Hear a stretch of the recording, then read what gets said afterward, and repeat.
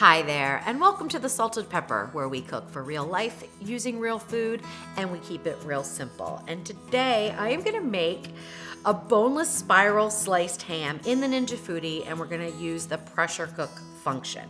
Now, I have been experimenting with hams for about 2 weeks now. This is number 6. I've learned a lot. I'm going to share that with you, and hopefully this one's going to come out perfect.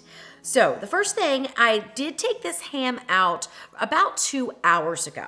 So I encourage you to take your ham out of the refrigerator and, let it warm up a little bit. Now, you don't want to leave it out for 4 hours or anything like that, but 1 to 2 hours is a good time frame to leave it out before you pressure cook it. But if you don't remember to do that, don't worry. Just add a minute or two to your pressure cook time and you will be fine.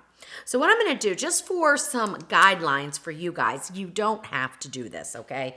But I'm going to take an internal temperature right now of what the very middle of this ham is, and it is 37.6 degrees. All right, so that is our starting temperature. Now, we need to get this ham up to somewhere between 120 and 140. The USDA recommends when you're heating a ham, even when it's fully cooked, that you bring it up to a temperature of 140 degrees. So with the pressure cooking time, I'm gonna try to get up to, I would like to be 130, 135. Because the tender crisp action that we do at the end, whether I broil or air crisp, I'll decide that after I see how the ham turns out. We're not going to do it that long. We're just going to do it to put the glaze on. And so that's not going to really bring our ham internal temperature up. Now, if you get your ham out of the pressure cooker and it is not up to that temperature, it is still a little cooler in the center, don't worry about that either. Use the tender crisp lid and go ahead and use a low bake roast setting. So do 250 on the bake roast for a little while, just till it brings it up. You can also cover it with foil to protect it from drying out.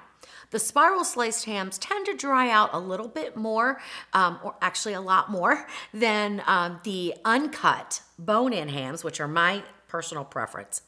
However, the spiral sliced boneless hams, because of the way that they're processed and sort of tumbled around to create a boneless piece of meat that's spiral sliced, they don't dry out as much as the bone-in spiral sliced hams, because all of these slices are very close together. I mean, you would have to really pull them apart, which means that the steam from the pressure cooking does not get inside each little slice and dry out the meat. So I have had better luck with this type of ham, and of course the uncut bone-in, which is my favorite, than I did with the bone-in spiral slice. That would probably be a type of ham I would not even recommend using a pressure cooker for. And if you do, you can certainly watch my video on that and learn from my mistakes, because I didn't get it perfect, even in the video, and I will link to that right up there for you. All right, so when I take a deep breath and I think about, okay, how do I want to approach this? So I know that I need to bring this up to temperature, and I know what I've already done in the past and what didn't work. So some people have asked me, why don't you use the steam function? Well, I had thought about that, and in fact, I did use the steam function. But after 28 minutes on steam, the temperature had only risen to 70 degrees internally. So it would take about an hour of steaming, but that's a long time. You can do it, certainly, but that is a long time. And the idea of using the Ninja Foodi is to save you time. So I didn't want to do that again. Then I also, after I steamed the ham for 28 minutes, I then put it under low pressure for 15 minutes, and that worked out perfect. So low pressure is what we want. That ham was about 8 pounds, and so 15 minutes was just shy of 2 minutes per pound of low pressure. But I had already brought it up to 70 degrees with the steaming, so I've had to think, how am I going to approach this one? So basically what I'm going to do is 2.5 minutes per pound under low pressure. Very important. The high pressure is just too high of a heat and it roughs the ham up too much, okay? So it just did not work. The first ham I did that was boneless, spiral sliced, that was just too much time. It looked pretty rugged. So we're not going to do that, but 2.5 minutes should be just exactly what we want. Now, in other recipes with ham, I've used a 1/4 cup of liquid, but that was because I also had other ingredients for a glaze in the inner pot. This time, we're only gonna pressure cook with water, and I'm gonna use a 1/2 of a cup. So I'm gonna put the water in, and now I have the ham on a sling. Again, this is about a 7.5 pound ham. It did not fit on the rack this way, so I have to use the sling, or you could set it right in the water. But just know that the underside of these slices, they're gonna be probably a little overcooked. So I'm hoping that this will raise it up out of the water enough, even when the juices start to come out of this ham, which you will not have as many from this style of ham as you do like a bone-in spiral sliced or a bone-in uncut ham. All right, so we're gonna put this in and fold these back. Now, the ham sits up a little bit above the pressure lid. That is perfectly fine. Just put that towards the front, not the back, so you don't impede the pressure lid from going on. This is a 6.5 quart, so this is about the tallest ham. So 7.5 pounds, but of course it depends on the diameter. This is about the tallest ham you could fit in here, and that's 7.5 pounds. So I would definitely look for a ham that's about 7 pounds or less to go in your 6.5 quart. Your 8 quart, you can fit an 8-pound ham, no problem. We're gonna turn this to the sealed position, turn the Ninja Foodi on, hit the pressure, definitely go to low. That's very important. All right, so we're gonna set the pressure for 17 minutes. So I really just rounded down, and then we're gonna set it for 17 minutes and press the start button. Now it's gonna come up to pressure really fast, probably within 5 minutes, because it's just a thin liquid of water down there, and there's not that much of it either. So it's gonna come up to pressure really fast. And then at the end, we are gonna let it natural release 15 minutes.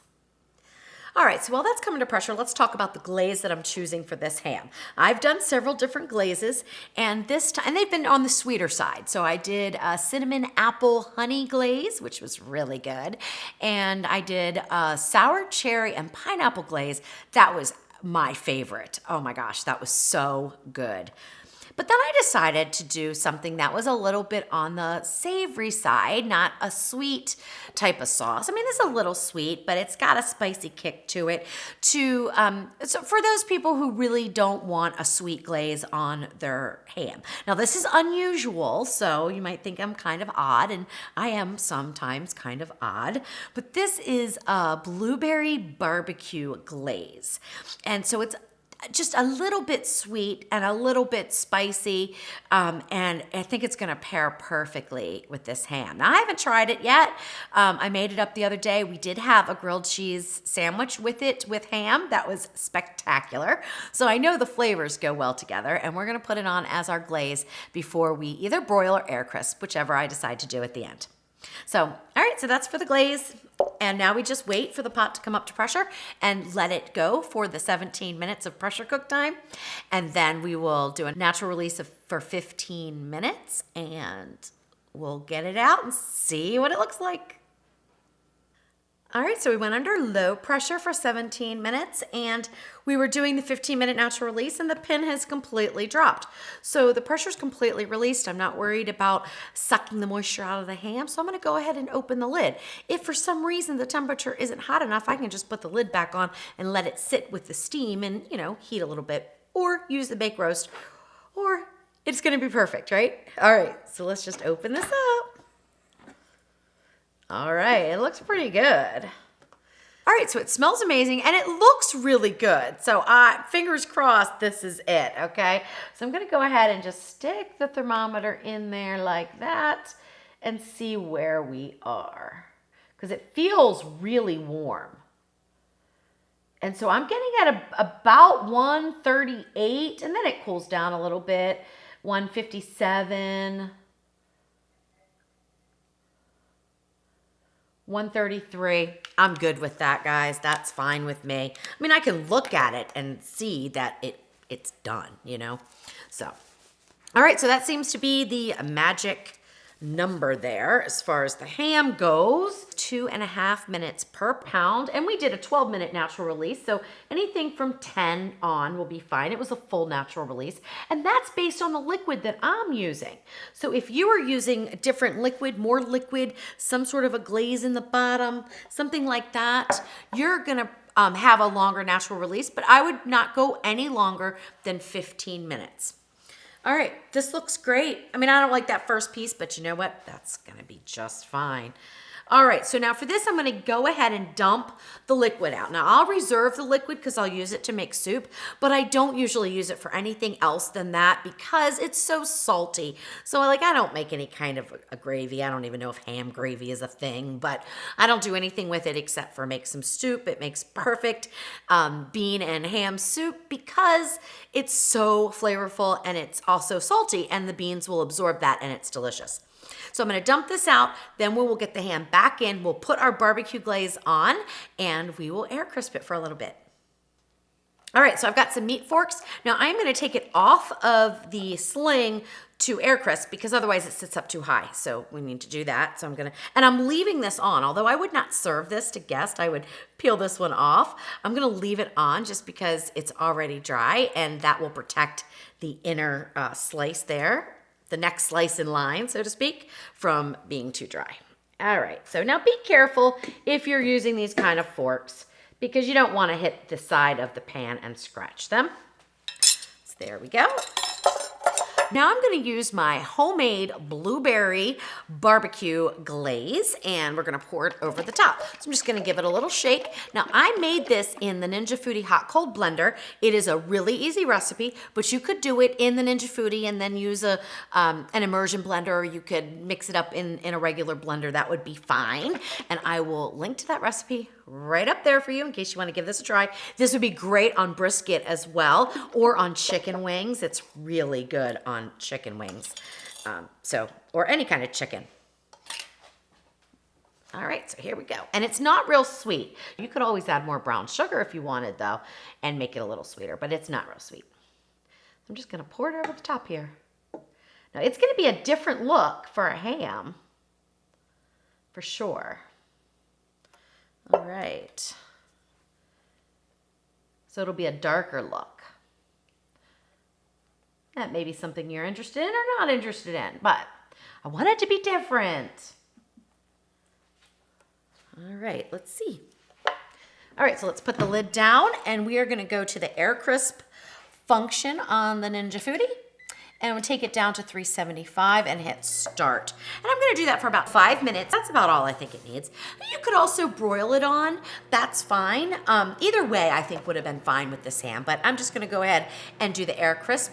The only two differences that I know of between the broil and the air crisp are, number one, the temperature. So air crisp goes up to 400 degrees, and according to Shark Ninja, broil gets up to 450 degrees. Although based on my testing, I've only gotten it up to 425 degrees. So that's about what I use as a guideline, that it gets to 425 degrees.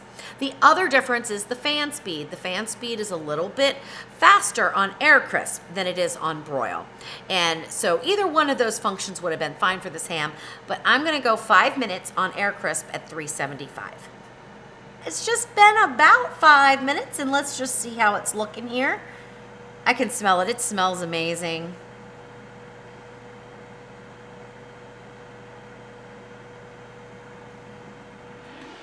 There we go. Oh, it looks good too. Really, it looks good. I think I'm gonna stop now. I'm seeing some pieces, some of these slices pull apart a little bit, and I don't want to dry out the edges even. It looks really good. It's an interesting color. Not everybody's gonna like that color, but if you don't want a sweet glaze, this is a good alternative. All right, so let's go ahead and get this out. And remember, we're not gonna worry about that last little piece here. I'm just gonna go ahead and cut that off. All right, let me get my knife out here. And we're gonna take this first slice off. I mean, it's edible and everything, but it is kind of on the dry side. So let's slice that off. All right, looking good. After that dry slice, we're looking pretty good. Now don't mind the color, that's the barbecue sauce. Now we're gonna go in slice this off. It looks good. Looks really good.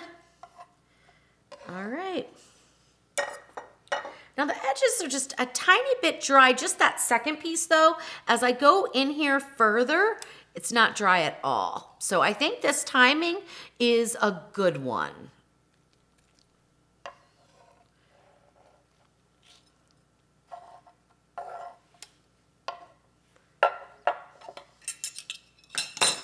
All right, let's give it a taste because that's the most important part, right? I kind of like the way it looks. I don't know. My favorite ham so far, I haven't tasted this one, but my favorite ham definitely was the bone-in uncut ham with the sour cherry and pineapple glaze. Oh my goodness, that was good. And that's on my website as well. That glaze recipe is on my website. All right, so let's try this piece right here. It cuts really nice, so it's tender.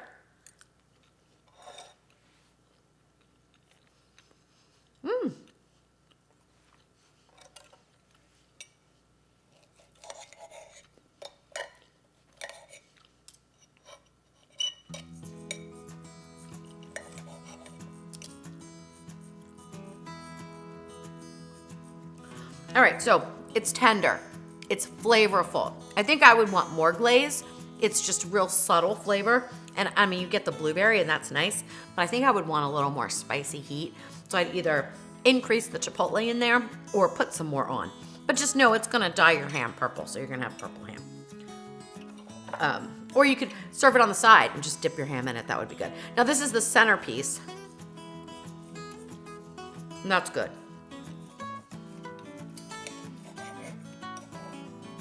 Well, I think this cook time is good. Otherwise, if you went any lower, 1 minute per pound, it would not be hot enough for you.